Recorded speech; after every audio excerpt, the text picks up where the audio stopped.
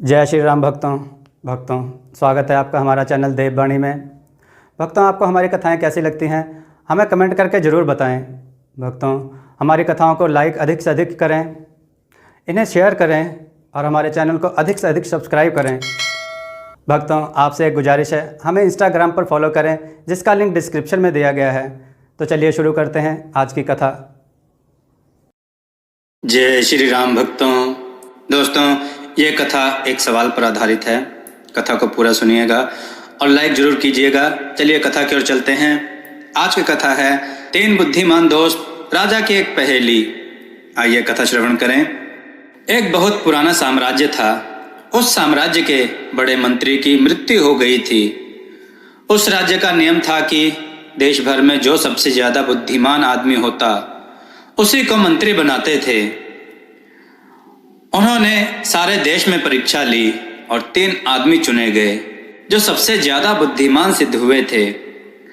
फिर उन तीनों को राजधानी बुलाया गया अंतिम परीक्षा के लिए, और अंतिम परीक्षा में जो जीत जाएगा वही राजा का मंत्री होगा। वे तीनों राजधानी आए। वे तीनों चिंतित रहे, पता नहीं क्या परीक्षा होगी, जैसा कि परीक्षार्थी चिंतित होते हैं। उन्हें राजधानी में जो भी मिला उनसे पूछा कि कुछ पता है, और मुश्किल हो गई। राजधानी में सभी को पता था कि क्या परीक्षा होगी। सारे गांव को मालूम था। सारे गांव ने कहा, परीक्षा तो बहुत दिन पहले से तय है। राजा ने एक मकान बनाया है और मकान में एक कक्ष बनवाया है। उस कक्ष में एक ताला उसने लगाया है। वह ताला गणित की एक पहेली है। उस ताले की कोई चाबी नहीं है। उस ताले पर गणित के अंक लिखे हुए हैं, और जो उस गणित को हल कर लेगा वह ताले को खोजने में सफल हो जाएगा। तुम तीनों को उस भवन में बंद किया जाने वाला है।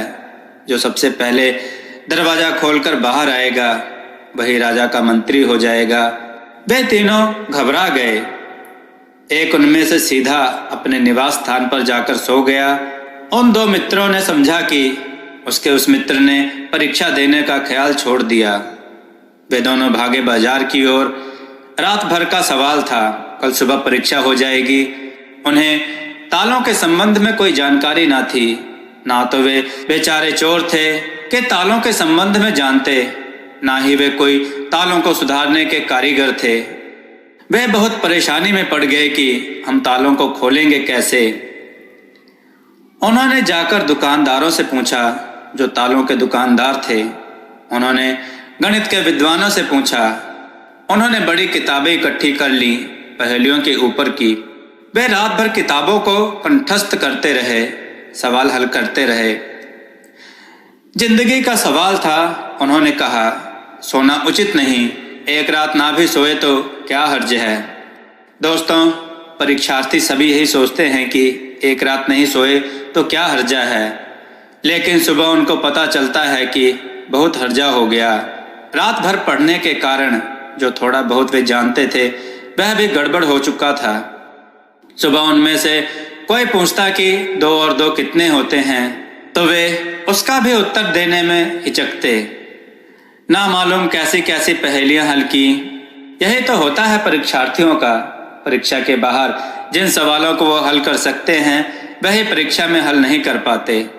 तीसरा मित्र जो रात भर सोया रहा, सुबह जल्दी ही उठ गया। हाथ मुंह धोकर उन दोनों के साथ हो लिया। वे तीनों राजमहल पहुंचे। अफवाहें सच थी। राजा ने उन्हें एक भवन में बंद कर दिया और कहा कि इस ताले को खोलकर जो बाहर आएगा, इसकी कोई चाबी नहीं है। यह एक गणित की पहेली है। गणित के अंक ताले के ऊपर खुदे हैं। हल करने की कोशिश करो, जो बाहर निकल आएगा सबसे पहले वही बुद्धिमान सिद्ध होगा, और उसी को मैं मंत्री बना दूंगा। मैं बाहर प्रतीक्षा करता हूं। वे तीनों भीतर गए। जो आदमी रात भर सोया रहा था वह फिर आंखें बंद करके एक कोने में बैठ गया। उसके 2 मित्रों ने कहा, इस पागल को क्या हो गया है?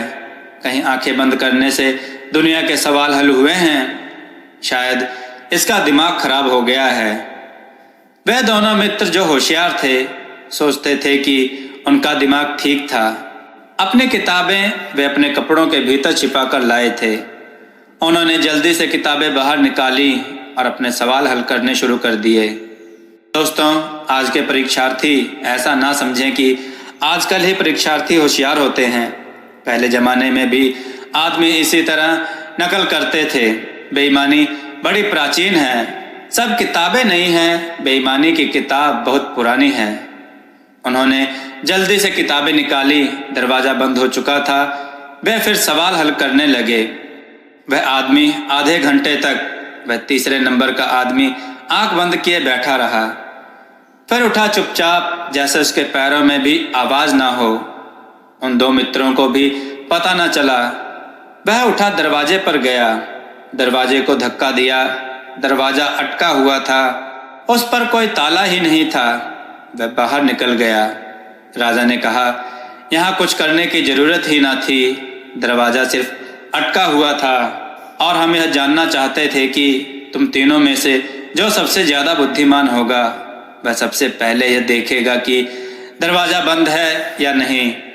इसके पहले तुम सवाल हल करते, दरवाजे के बारे में यह तो जान लेते। दोस्तों, समस्या हो तो उसका समाधान हो सकता है, और अगर समस्या ना हो तो उसका समाधान कैसे हो सकता है। पहले समस्या को जान लेना जरूरी है, तभी तो उसका हल निकलता है। दोस्तों, आपको यह कथा कैसी लगी? अपने विचार और सुझाव कमेंट में जरूर दें। हमारी कथाओं को लाइक करें, हमारे चैनल को सब्सक्राइब करना ना भूलें। हमारी कथाओं को शेयर जरूर करें, जिससे लोगों को अच्छा ज्ञान प्राप्त हो। जय श्री राम भक्तों। जय श्री राम भक्तों, देववाणी की तरफ से आप सबका बहुत बहुत धन्यवाद कि आप सब ने हमारे चैनल को बहुत सहयोग दिया और हमारी वीडियो को बहुत पसंद किया, जिस वजह से हमें यूट्यूब की तरफ से ज्वाइन बटन का ऑप्शन मिला, जहां पर आप हमें ज्वाइन बटन पर क्लिक करके हमें ज्वाइन करें, जिसके लिए आपको 29 रुपये या 59 रुपये का चार्ज देना पड़ेगा। जो हमें ज्वाइन करेगा उन्हें हम कई तरह की सुविधाएं देंगे और उनके कमेंट्स का जवाब देंगे। यहाँ हम आपको कथा कहानियों के टिप्स भी देंगे और हम आपके सुझाव पर वीडियो बनाने की पूरी कोशिश करेंगे और हम आपका नाम वीडियो में ज़रूर लेंगे। धन्यवाद।